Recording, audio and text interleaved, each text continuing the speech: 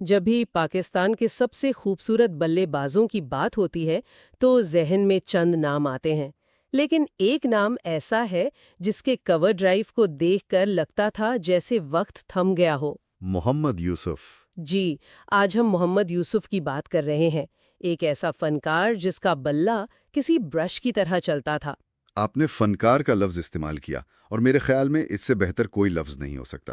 ہمارے پاس جو مواد ہے وہ صرف ان کے ریکارڈز نہیں گنواتا، بلکہ یوسف یوحنا سے محمد یوسف بننے کے سفر، ان کے کیریئر کے ڈرامائی اتار چڑھاؤ اور پاکستان کرکٹ کی سیاست کی ایک پیچیدہ کہانی سناتا ہے۔ بالکل، یہ صرف اعداد و شمار کی کہانی نہیں ہے، یہ اس بات کی کھوج ہے کہ ایک کھلاڑی کی اندرونی دنیا، اس کے عقائد اور اس کا ذہنی سکون کس طرح اس کی کارکردگی پر اثر انداز ہوتے ہیں۔ تو ہم ان کے اس ناقابل یقین سال 2006 پر بھی بات کریں گے۔ جی، اور ساتھ ہی یہ بھی سمجھنے کی کوشش کریں گے کہ آخر ایسا کیا ہوا کہ عرش پر پہنچنے والا یہ ستارہ اتنی جلدی تنازعات کی زد میں آ گیا۔ تو چلیں شروع کرتے ہیں اس جادو سے جو ان کے بلے سے نکلتا تھا۔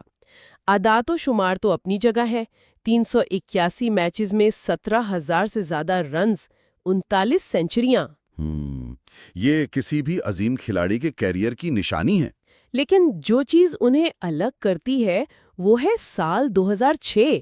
یہ کسی فلمی کہانی جیسا لگتا ہے۔ بالکل، 2006 تو کرکٹ کی تاریخ میں ایک بالکل ہی غیر معمولی سال تھا۔ صرف 11 ٹیسٹ میچوں میں 1788 رنز۔ 1788؟ جی، اس کو سمجھنے کے لیے یہ جاننا ضروری ہے کہ یہ ایک کیلنڈر سال میں بنائے گئے سب سے زیادہ رنز کا عالمی ریکارڈ ہے جو آج تک نہیں ٹوٹا۔ اچھا، یہ ریکارڈ آج بھی قائم ہے؟ جی ہاں، ویوین رچرڈ جیسے عظیم بلے باز کا 30 سال پرانا ریکارڈ ٹوٹا تھا۔ یہ کوئی معمولی بات نہیں تھی۔ یہ تو واقعی ایسا تھا جیسے کوئی کھلاڑی انسانی صلاحیتوں کی حدوں کو پار کر رہا ہو۔ صحیح۔ اور صرف رنز ہی نہیں بلکہ سینچریاں بھی۔ اسی سال 9 ٹیسٹ سینچریاں بنا کر انہوں نے سر ڈان براڈمن پر ریکارڈ توڑا۔ جی، براڈمن کرکٹ میں ایک پیمانہ ہے، ان کا ریکارڈ توڑنا اپنے آپ میں ایک تاریخی کارنامہ ہے۔ اور اسی پر انہیں آئی سی سی کی طرف سے سال کے بہترین کھلاڑی کا ایوارڈ بھی ملا۔ لیکن سوال یہ ہے کہ یہ سب کیسے ہوا؟ کیا اس سال ان کی ٹیکنیک میں کوئی تبدیلی آئی تھی؟ دیکھیے، یہ بہت دلچسپ سوال ہے۔ تکنیکی طور پر محمد یوسف ہمیشہ سے ہی ایک ماسٹر تھے، ان کے پاس ہر شاٹ تھا۔ صحیح۔ لیکن 2006 میں ان کی بیٹنگ میں ایک نیا اعتماد اور ایک سکون نظر آیا۔ کمنٹیٹرز کہتے تھے کہ ان کے شاٹس بے عیب تھے، فلالیس۔ خاص طور پر ان کا کور ڈرائیو اور فلک شاٹ۔ بالکل، وہ تو شاعری کی طرح تھے۔ ایسا لگتا تھا کہ وہ گیند کو مار نہیں رہے بلکہ اسے باؤنڈری کا راستہ دکھا رہے ہیں۔ ان کی بیٹنگ میں ایک ٹھہراؤ تھا جو پہلے کبھی اس شدت سے نظر نہیں آیا تھا۔ اچھا، یہ بات تو بہت دلچسپ ہے۔ ہمارے ذرائع میں ایک عجیب تفصیل بھی ہے۔ عام طور پر کلائیوں کا استعمال کرنے والے بلے باز ہلکا بلہ پسند کرتے ہیں۔ جی، لیکن یوسف اکثر ایک بہت بھاری بلہ استعمال کرتے تھے۔ یہ تو ان کی تکنیک کے خلاف نہیں جاتا؟ یہی تو ان کی انفرادیت تھی۔ وہ اس بھاری بلے کو ایک پہلوان کی طرح نہیں بلکہ ایک ماہر سرجن کی طرح استعمال کرتے تھے۔ واہ! اس سے ان کے شاٹس میں طاقت بھی آتی تھی اور کنٹرول بھی رہتا تھا۔ یہ ظاہر کرتا ہے کہ ان کا اپنی صلاحیتوں پر کتنا کنٹرول تھا۔ لیکن میرے خیال میں 2006 کی کارکردگی کا راز صرف تکنیک میں نہیں بلکہ کہیں اور چھپا تھا۔ جی، ان کی ذاتی زندگی میں آنے والی ایک بہت بڑی تبدیلی میں۔ اور یہ کمال کی بات ہے کہ ان کی بیٹنگ میں جو سکون اور روانی نظر آتی تھی اس کا ایک گہرا تعلق ان کی ذاتی زندگی میں آنے والی ایک بہت بڑی تبدیلی سے تھا۔ بالکل۔ ستمبر 2005 میں، یعنی ان کے ریکارڈ ساز سال سے ٹھیک پہلے، انہوں نے اسلام قبول کیا اور اپنا نام یوسف یوحنا سے محمد یوسف رکھا۔ یہ صرف نام کی تبدیلی نہیں تھی، یہ ان کی پوری زندگی کا ایک نیا باب تھا۔ اور اس تبدیلی کے پیچھے کیا وجوہات تھیں؟ دیکھیں، وجوہات بہت ذاتی تھیں۔ یوسف نے خود بتایا کہ وہ اسلام کی سادگی اور امن کے پیغام سے متاثر تھے، لیکن اس میں ان کے ساتھی کھلاڑیوں کا بھی بڑا کردار تھا۔ سعید انور اور انضمام الحق جیسے کھلاڑی؟ جی، خاص طور پر اس وقت یہ دونوں سینئر کھلاڑی دین کے بہت قریب آ چکے تھے۔ یوسف نے دیکھا کہ اسلامی تعلیمات پر عمل کرنے سے ان کی زندگیوں میں ایک مثبت سکون آیا ہے، اور اس چیز نے انہیں بہت متاثر کیا۔ خاص طور پر انضمام الحق کا کردار بہت اہم تھا۔ وہ صرف کپتان نہیں تھے بلکہ یوسف کے لیے ایک بڑے بھائی اور یوں سمجھیں کہ ایک روحانی رہنما کی طرح تھے۔ صحیح کہا آپ نے۔ ذرائع بتاتے ہیں کہ انضمام ہی انہیں تبلیغی اجتماعات میں لے کر گئے جہاں یوسف کو اسلام کو زیادہ قریب سے سمجھنے کا موقع ملا۔ یہ ایک ایسا رشتہ تھا جو ڈریسنگ روم سے کہیں زیادہ گہرا تھا۔ اور یہاں ہم واپس اسی سوال پر آتے ہیں کہ 2006 میں ایسا کیا ہوا؟ جی، جب ہم اس روحانی تبدیلی کو ان کی کرکٹ سے جوڑتے ہیں تو تصویر واضح ہونے لگتی ہے۔ یوسف خود اپنی اس کامیابی کو ایک معجزہ کہتے ہیں۔ معجزہ؟ جی، اب یہاں سوال یہ پیدا ہوتا ہے کہ ایسا ہوا کیوں؟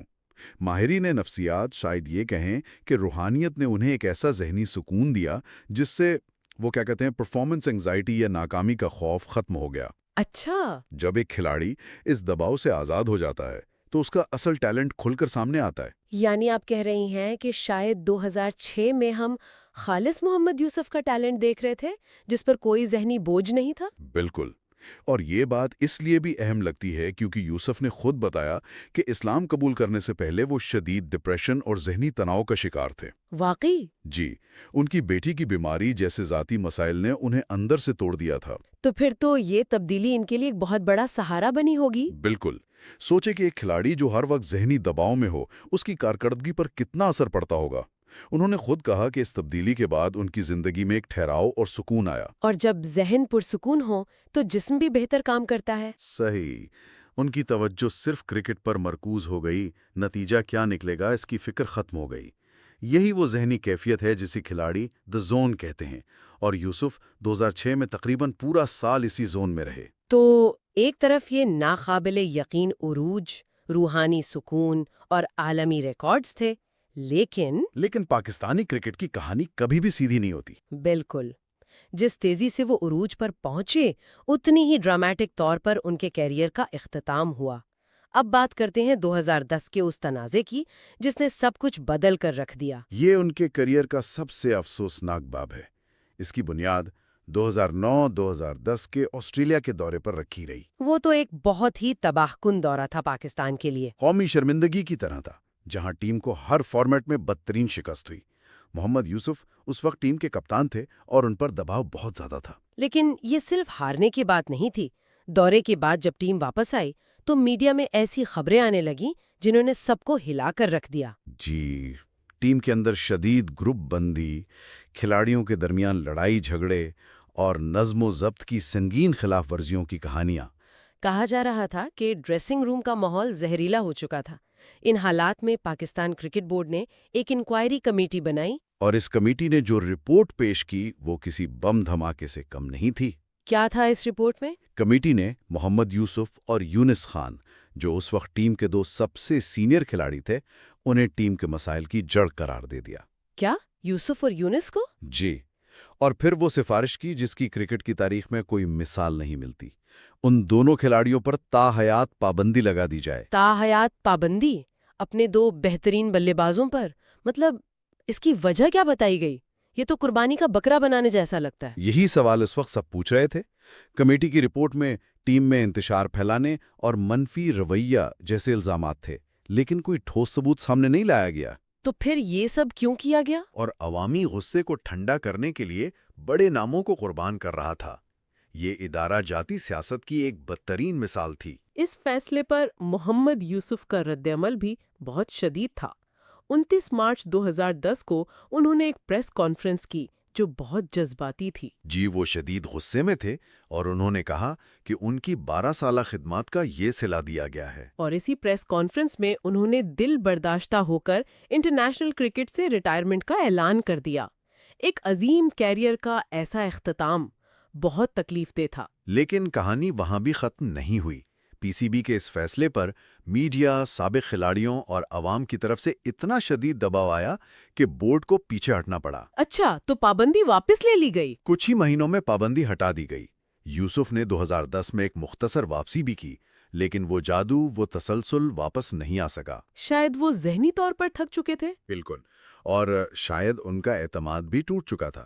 وہ تنازع ان کے شاندار کریئر پر ایک ایسا داغ چھوڑ گیا جو کبھی مٹ نہ سکا۔ بین الاقوامی کرکٹ سے اس طرح دور ہونے کے بعد بہت سے کھلاڑی گم ہو جاتے ہیں، لیکن محمد یوسف نے کرکٹ کو نہیں چھوڑا۔ نہیں، انہوں نے اپنا کردار بدلا اور اپنی مہارت اگلی نسل کو منتقل کرنے کا فیصلہ کیا، جو میرے خیال میں ایک بہت مثبت قدم تھا۔ انہوں نے کوچنگ اور مینٹورنگ کو اپنا نیا میدان بنایا۔ جی، خاص طور پر پی سی بی کے ساتھ ان کا تعلق ایک نئے روپ میں دوبارہ شروع ہوا۔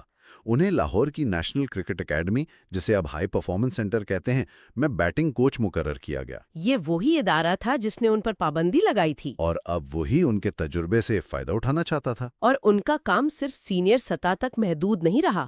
انہوں نے پاکستان کی انڈر-19 اور ایمرجنگ ٹیموں کے ساتھ بھی کافی کام کیا ہے نا؟ جی بالکل، یہ بہت اہم ہے کیونکہ نوجوان بلے بازوں کو ان کی کلاسیکل تکنیک اور ٹیسٹ کرکٹ کے مزاج کے بارے میں سکھانا، خاص طور پر آج کل کے T20 کے دور میں بہت ضروری ہے۔ صحیح۔ اگر ہم ان کے موجودہ کردار، مطلب اواخر 2025 تک کی بات کریں، تو وہ اب بھی پاکستان کرکٹ کے سیٹ اپ کا حصہ ہیں۔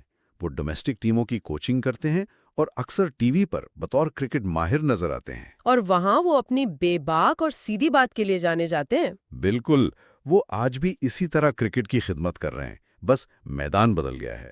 وہ اب نئی نسل کے فنکار تیار کر رہے ہیں۔ تو اگر ہم آج کی پوری گفتگو کو سمیٹیں تو یہ ایک ایسے کھلاڑی کی کہانی ہے جس کے ٹیلنٹ کی کوئی حد نہیں تھی۔ ایک ایسا فنکار جس نے ایک گہری روحانی تبدیلی کے بعد اپنی کارکردگی کو معجزاتی بلندیوں تک پہنچایا، پھر ادارہ جاتی سیاست کا شکار ہو کر ایک بڑے تنازع کا سامنا کیا۔ اور اب اپنا سارا تجربہ پاکستان کرکٹ کی نئی نسل کو دے رہا ہے۔ صحیح کہا۔ محمد یوسف کا کیریئر اس بات کی ایک طاقتور مثال ہے کہ کھیل صرف میدان میں نہیں کھیلا جاتا۔ کسی کھلاڑی کی کامیابی کے پیچھے اس کا ذہنی سکون، اس کے عقائد اور اس کے ارد گرد کا ماحول، خاص طور پر کرکٹ بورڈ کی سیاست، کتنے اہم کردار ادا کرتے ہیں۔ ان کی کہانی میں بلندی بھی ہے، گہرائی بھی، اور پھر ایک نئی شروعات کا سبق بھی ہے۔ بالکل۔ اور آخر میں ہم سننے والوں کے لیے ایک سوچ انگیز نکتہ چھوڑ کر جا رہے ہیں، یہ دیکھتے ہوئے کہ یوسف اپنی ریکارڈ ساز کامیابی کا براہ راست تعلق اپنی روحانی تبدیلی سے جوڑتے ہیں۔ یہ بات سوچنے پر مجبور کرتی ہے کہ ہم اکثر میدان میں کھلاڑی کی بہترین کارکردگی پر اس کی اندرونی دنیا کے اثرات کو کتنا نظر انداز کر دیتے ہیں۔ کیا کامیابی کا فارمولا صرف تکنیک اور پریکٹس ہے، یا ذہنی اور روحانی سکون بھی اتنا ہی اہم ہے؟